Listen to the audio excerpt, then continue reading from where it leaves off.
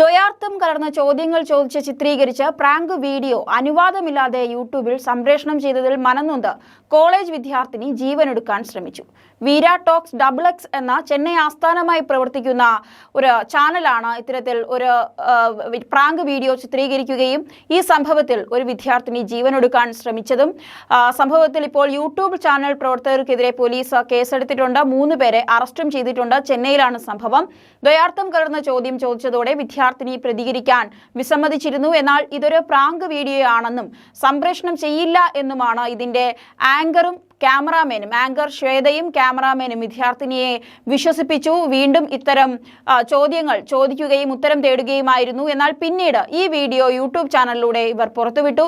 അതിന് താഴെ അശ്ലീല കമന്റുകൾ ഉൾപ്പെടെ നിറഞ്ഞതോടെ വിദ്യാർത്ഥിനി വിഷാദത്തിലായി.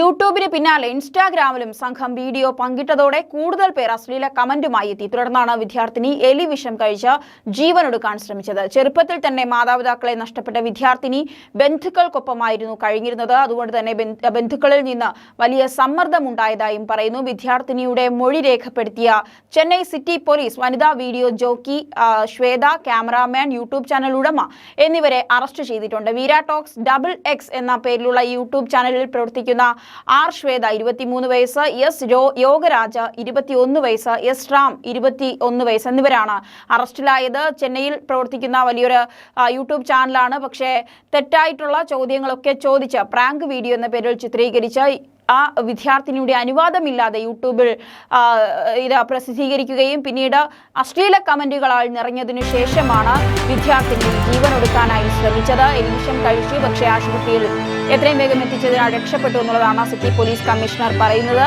എന്തായാലും ഇത്തരത്തിലുള്ള വീഡിയോകൾക്കെതിരെ കർശനമായ നടപടി എടുക്കുമെന്നുള്ളതാണ് ചെന്നൈ സിറ്റി പോലീസ് പറയുന്നത്.